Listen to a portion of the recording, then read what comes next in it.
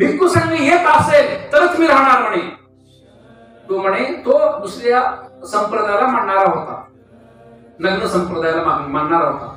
तो म्हणे जाऊ नको म्हणे, प्रसेनजिताकडे तक्रार होऊ शकते, तुला काय करायची कल्पना घरात राहा. ती म्हणाली मामाजी एक अट आहे म्हणे, तुम्ही सुद्धा बुद्धांचं थोडं ऐकावं लागेल म्हणे. याला म्हणतात धार्मिकता. प्रेमाने हळूहळू जिंकून घ्यावं लागते, याला धार्मिकता म्हणतात. तो म्हणाला मी समोर काही येत नाही म्हणे, पडद्याच्या मागे बसून ऐकतो म्हणे.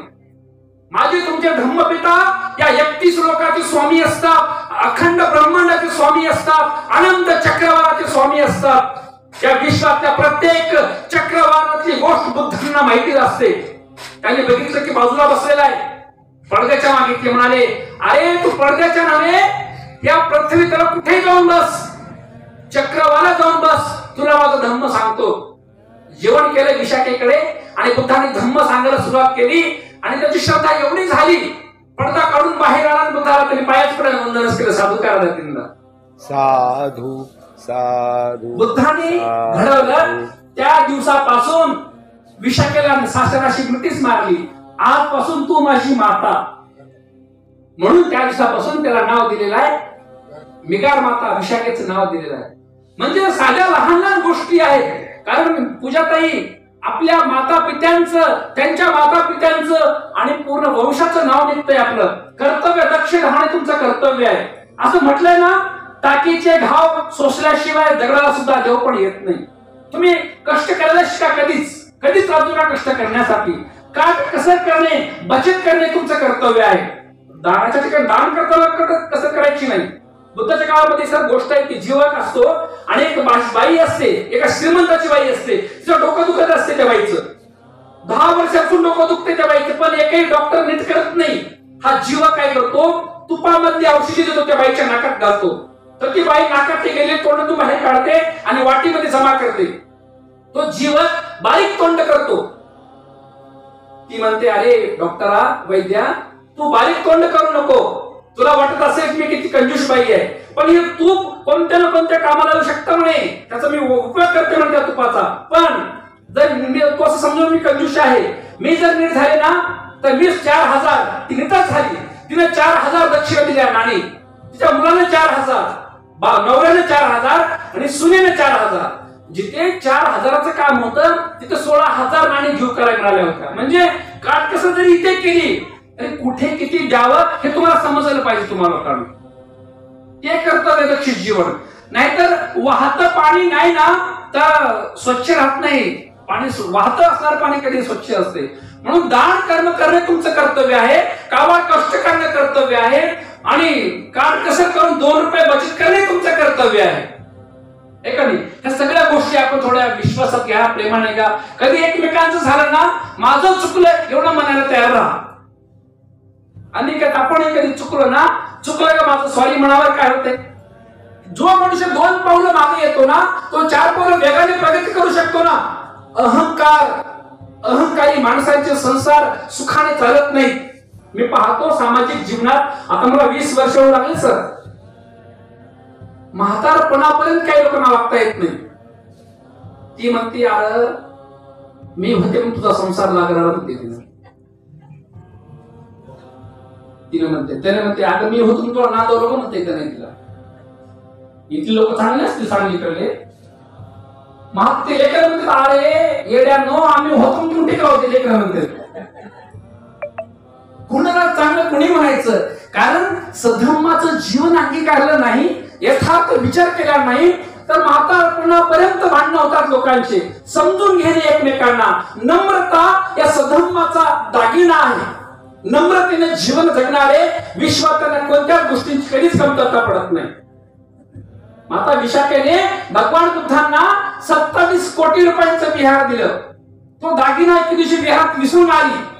भगवान मी विसरले, आता भंतेचा हात लागलाय, मला नको दागिना.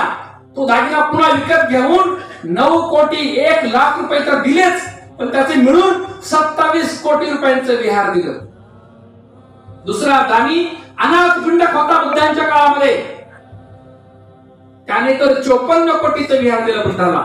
अनाथ पिंडक, अनाथांना दान देणारा अनाथ पिंडक. तो काही आपला तो श्रीमंत सावकार होता, त्याला 3 मुली आणि 1 मुलगा होता. सगळे आदर्शे.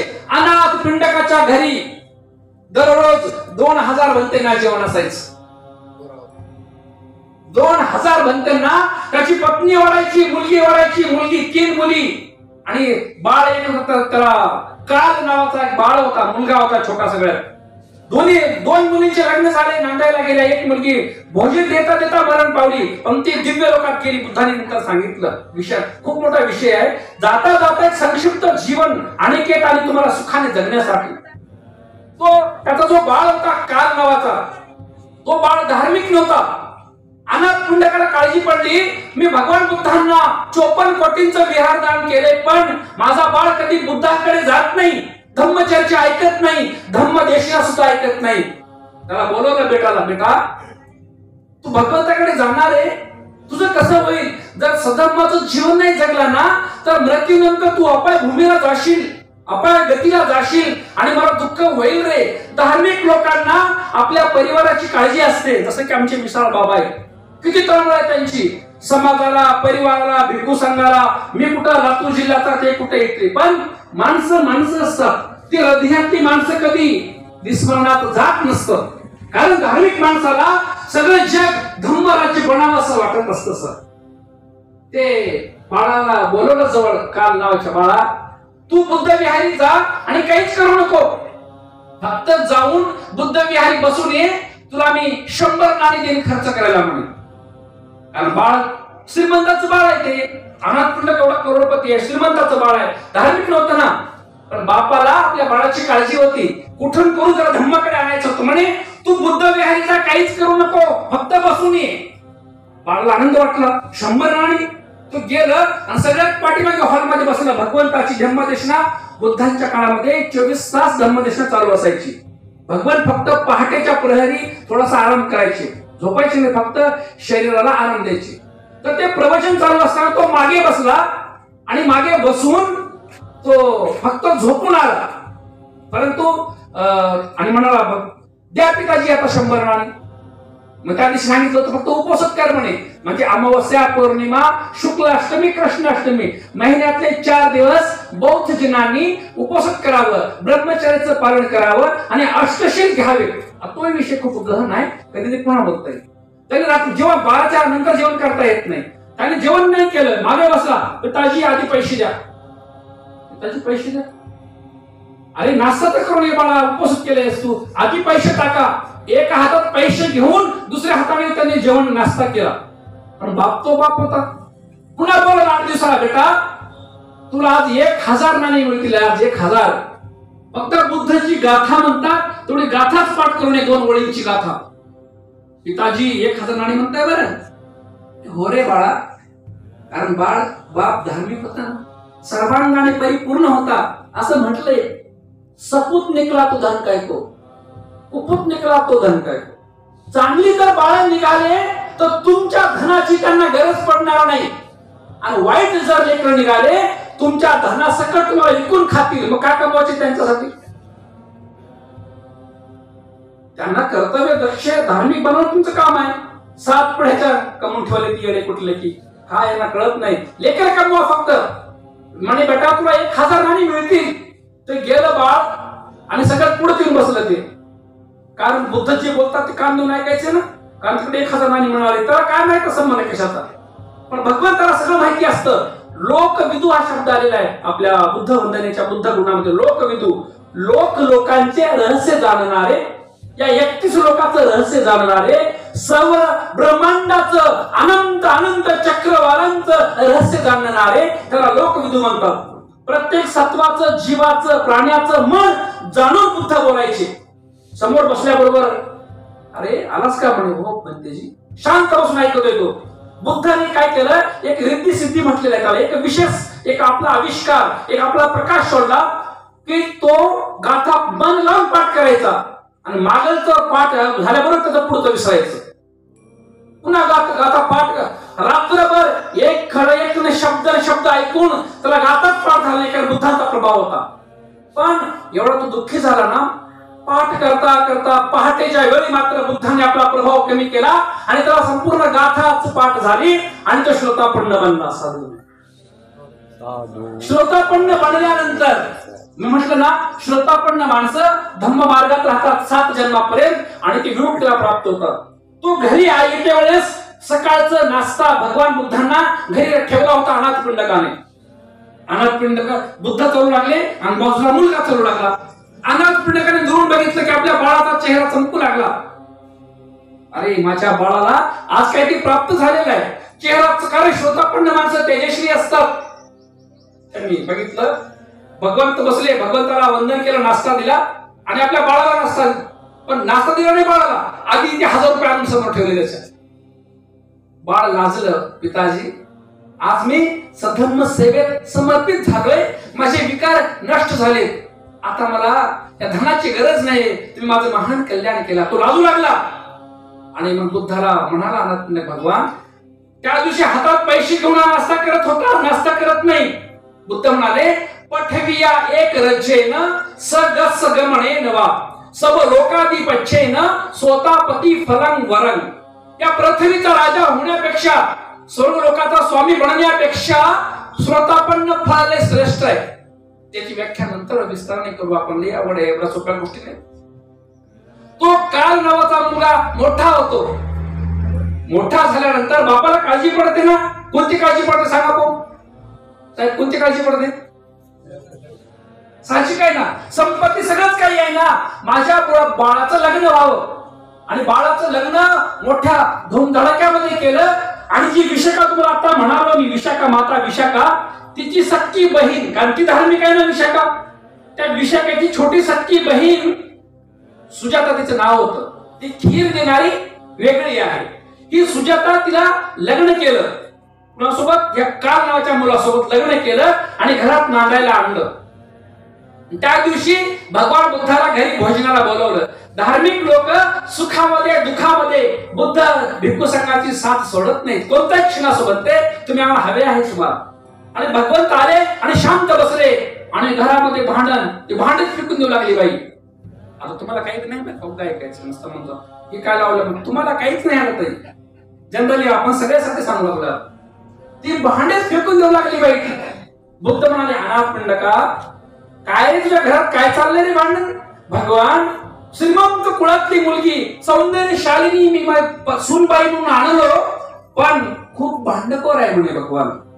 नवऱ्याचा मान करत नाही, सासरा म्हणून माझा मान करत नाही, आमचा जाऊ द्या भगवान, तुम्हाला सुद्धा वंदन करायला येत नाही म्हणे. भगवंताची महाकारुणिक असतात तुमचे माझे शास्ता. त्या नालागिरी हत्तीला शमवणारे आपले शास्ता, अंगुली मालाला शमवणारे आपले शास्ता. ती बायको ती मोठी विशेष गोष्ट आहे. अगं इकडे का सुजाते, समोर येऊन बसली सुजाता. बुद्धाने तिला विचारलं तू कोणत्या प्रकारची बायको आहेस? आता शेवटचं उदाहरण देणार आहे आणि आपण जेवणाची व्यवस्था करूया, वेळ खूप झालेला आहे. बुद्धाने तिला म्हटलं सुजाते तू कोणत्या प्रकारची बायको आहेस? भगवान किती प्रकारच्या बायका असतात? बुद्धाला प्रश्न केला. तर बघा कशी असेल. बुद्ध म्हणाले 7 प्रकारच्या बायका असतात, तू कोणत्या प्रकारची बायको? भगवान कोणत्या कशा असतात ते आधी सांगा, म्हणजे मी सांगते पुन्हा. वदकासारखी, चोरासारखी, आई सारखी, सखी सारखी, दाशी सारखी आणि बहिणी सारखी. 7 प्रकारच्या बायका असतात, तू कोणत्या प्रकारची बायको सांग? ती म्हणाली त्यांची व्याख्या तर करा आधी, कोणती कशी आहे ती, मला कशी कळेल कोणती बायको कशी आहे ती? अगं नीट आहे, वधकासारखी बायको. वधक एखादा प्राणी जसा कत्तल खाण्याकडे कापायला नेतात तसं एखादी बाई चांगली सौंदर्यशाली असते, परंतु तिचं नवऱ्यावर मन नसतं, बाहेर मन भटकत असतं. ही जणू काय ती वधकासारखी, चोरासारखी. चोरासारखी बायको कशी असते? नवरा आपल्या कष्टाने संपत्ती कमावतो, बाहुबलाने संपत्ती कमावतो, पण बायको ती नवऱ्याची संपत्ती तुम्हाला कुणालाच म्हणणार का काय तोंड करून, तुम्हाला नाही चांगली करावं, तुम्हाला नाही मी भांडणाला घाबरतो, मी कशाला म्हणू तुम्हाला म्हणत नाही. चोरासारखी बायको म्हणजे नवरा संपत्ती कमवतो आणि चोरून आपल्या स्वतःच्या खर्चाला लावते, ही चोरासारखी. एका बाईने प्रश्न केला भरसभेमध्ये, म्हणते तो खूप दारू पितो म्हणे आणि लेकरा बाळासाठी कधी कधी त्याच्या खिशातले पैसे काढून ठेवते म्हणे मी, ती का चोरी झाली का? ती चोरी होत नाही, त्याची अर्धी लेकर तुझी अर्धी लेकर. दारू जर पित असाल तर घ्या खिशातले पैसे काढून, ते नाही. पण चोरून जर आपल्या स्व खर्चाला लावले, आपल्या मौजेला लावले, आपल्या प्रमादाला लावले तर ती चोरी होते. ते जर पैसे घेऊन लेकरा बाळांच्या भल्यासाठी लावले, शिक्षणाला लावले, काहीतरी घर खर्च लावले तर ती चोरी होत नाही. म्हणून चोरून ठेवायचे आणि मग ऑनलाईन काहीतरी मागून घ्यायचं. तुम्ही नाही काही करत, खेळत काय मिळणार आहे ऑनलाईन मागून घ्यायचं. ही चोरासारखी बायको, बदकासारखी, चोरासारखी, धन्यासारखी बायको. धनी म्हणजे मालक. एखादा मालक एखाद्या घरकाम करणाऱ्या, शेती काम करणाऱ्या गड्याला कसे काम लावतो, हे कर ते कर ते कर. धन्यासारखी बायको रात्रंदिवस आपल्या नवऱ्याला राबवत राहते. हे आणा ते आणा ते आणा ते आणा. बरं आणलं तर आणलं, प्रेमाने कधी त्याचा स्वागत करत नाही, सत्कार करत नाही. हा छान केला तर हा आणला म्हणा. बरं स्मित असे करा. बरं किती बी जण आणून दिला का नवऱ्यानं, अजून आणते स्मित असे केलं. काय काय बाहेर नाही करत, तोंड ते तसंच दिसते त्यांचं. किती आणून दिलं ना तोंड काही स्मित असे निघतच नाही. हे धन्यासारखी बायको. आईसारखी, जसं आई आपल्या एकुलत्या एका बाळावर प्रेम करते तसं ती आपल्या नवऱ्यावर जीवाचं प्रेम करते. नवऱ्याचं सुख दुःख आपलं सुख दुःख मानते. सुखामध्ये दुःखामध्ये रोगामध्ये सगळे त्याची सेवा करते. म्हणजे आई आणि मुलाचं जसं नातं असतं ना, तसं नातं नवरा बायकोंचं असायला हवं असे बुद्ध म्हणतात. बहिणीसारखी बायको, जसं की अनेक दिवसानंतर जर भाऊ घरला आला तर बहीण कदाचित त्याला पाणी देते, त्याला ओवाळते किंवा स्वागत करते. जर नवरा घरला आला ना ड्युटीवरून किंवा कामावरून, पाणी एक तांब्या पाणी घेऊन बसा माहिती. आता कुठल्या कुण्या काळात सांगायला म्हणते तुम्ही, नवरा कामाला पाणी द्यायचं. काय होते पाणीला आलात ना कामावून, बॅग ठेवा, हा हे पाणी प्या बरं, थोडस म्हणा बरं. साहेब काही काही लोकांना ड्युटी झाली का घरात जाऊच वाटणार. आता आली बारी म्हणते तिकडे बसते ते रात्री 10 वाजतो. मला लय टेन्शन आहे म्हणते, कुणाचं बायको तुम्हाला नाही बघा, कुणाला तुला तर नाहीच नाही, आता नवीन असतो. बहिणीसारखी बायको, जसं आपल्या भावावर प्रेम करते ना, आणि तसं प्रेम आपल्या नवऱ्यावर करते, स्वागताला उभी राहते. बहिणीसारखी. सखीसारखी बायको. सखी म्हणजे मैत्रीण. जशी बालपणीची एखादी मैत्रीण जर आपल्याकडे आली तर आपण किती आपल्याला आनंद होतो. आपण लहानपणी अंगणवाडीमध्ये, बालवाडीमध्ये, पहिलीला दुसरीला जी मैत्रीण होती, आल्याबरोबर तिला आपण मिठीच मारतो ना लहानपणच्या मैत्रिणीला. तसं सखी सारखी बायको म्हणजे तसं नाही, मिठीच नाही, पण स्वागत तिला सारांश सांगितलेलं आहे. या स्वागत तुमचं करते म्हणून. मुंगी होऊन साखर खायला शिका माऊल्यांनो. लेकरा बाळाचा उद्धार होणार आहे, तुमच्या संसारात सुख शांती नांदणार आहे. नाहीतर एक बाई उठली नागपूरच्या सभेमध्ये माझ्या, होय पण ते काय लावलं पण बायांनाच बोलता म्हणे तुम्ही. बोल ना माय म्हणलं, शांत बसलो मी, कशाला बोल. नंतर विचारलं मी, इथं सांगा मला बॅकग्राऊंड कसं आहे. सांगत नाही कसं आहे ते, आता अजून पुन्हा कशाला भांडण घेऊ असं आहे. जाऊ द्या म्हणजे मला सांगा, भांडण कुणाचं होणार आहे, कलह कुणाचं होणार आहे, लोकांचं होणार आहे का. सुख आहे तुम्हाला आणि दुःख आहे तुम्हाला. जर 12 घंटे नवरा बाहेर काम करत असला तर 2-4 गोष्टी घरात केलं आल्याबरोबर काय तुमचं काय बिघडणार आहे. तुमच्या घरात बसून 24 तास घरामध्ये राहता, किचन तुमच्या ताब्यामध्ये, टीव्ही तुमच्या ताब्यामध्ये, सगळं काही फॅन तुमच्या ताब्यामध्ये आहे, आणि आल्या 2 गोष्टी काय मोठी गोष्ट आहे तुम्हाला. इथे काय स्वभाव नाही का. पुरुष प्रधान संस्कृती बुद्ध मला सांगत नाही. बुद्ध सामाजिक व्यवस्था सुखाने नांदावी हा बुद्धांचा उद्देश आहे. अहंकारी लोक काही म्हणत असतील त्या गोष्टींना. सखी सारखी बायको आणि दाशी सारखी बायको. शेवटचं, दाशी घरामध्ये काम करणारी कधी मोल करीन. बुद्ध म्हणतात की दाशी सारखी बायको नवऱ्याने मारलं तरी रागावत नाही, नवऱ्याने क्रोध केला तरी रागावत नाही. सगळं दुःख सहन करून हृदयातून, जसं बाळ आपल्याला त्रास देतो तर आई दुःख सहन करून बाळावर मंगल मैत्री करते, आशीर्वाद देते, तसे दुःख सहन करून त्याला आशीर्वाद देते. अरे एक दिवस तुला बदलावं लागेल. माझ्यासोबत माझे धम्म राजा बुद्ध आहेत, त्यांची उपासिका आहे, विपश्यना करणारी आहे, आनापान करणारी आहे, मंगल मैत्री करणारी आहे, भिक्खू संघाची मी सेवा करणारी आहे. तुला बदलावं लागेल. तिला संकल्पाने नवरा बदलू शकतो, परंतु ती बाई प्रत्येक गोष्ट त्याची सहन करते. आता लईच विषांतर होऊ शकते. लोक असे म्हणतात, एखाद्या पुस्तकाला म्हणतेची त्याला संध्याकाळी असं पीत असे ते म्हणे, आता कसं करू म्हणे सांगा, किती मार खाऊ म्हणे त्याचा. त्याचं आला ना पीत, झालं भाऊ 10 मिनिटात संपत, आता जेवण करा, संपलं. नवरा रागा दिसला ना मावल्यानं तोंडच उघडायचं नाही. तुम्हाला सांगून जातो जीवनभर तुम्हाला हे माझ्या एवढा सल्ला ऐकून जातो मी आता प्रवचन बंद करतो. त्यांना आलं ते येणं पीत पीत किंवा आता सगळं पिणार नाही पण काही काय भेटले शांत यायचं आणि भगवंताकडे जायचं आणि भगवंताचं मुख मंडळ बघून भगवंताला नैवेद्य लावून आनापान करा आणि आपली वंदना करा. काय करणार आहात तुम्ही? 2 बाळ झाल्यानंतर काय करणार आहात तुम्ही? नाही राजा ना. एवढं जीवन खूप कठीण आहे सामाजिक जीवन भारतीय व्यवस्थेमधलं. आणि मंगल कामना करा की भगवंता मी तुमची वंदना करते, सुख शांती राहते. जरी तुम्ही मागे आला तरी मारतो म्हणून तरी बघा ना आपली वंदना. भांडण कधी होते साहेब? आलेला काय म्हटलं की भांडण होते. तिकडच्या बाई आमच्याकडच्या काही काही ना आलं म्हणलं काशी पदर खावच्या तिथे लगेच ये म्हणतात मार मार तू मला मार मार म्हणते त्या बाया. मग तिथे कसं होते त्यांना दार बंद करून लय मारते त्यांना पुन्हा दाखवा बिना बायाला का बा त्या येड्याचा मार खातात त्या येड्याचा. भाऊ भेटला एवढा जन्म नीट राय मला धम्माच्या व्यवस्थेत मी जाते रे म्हणायचं. कलह करणार नाही, भांडण करणार नाही, जीवन सुखात चालेल तुमचं.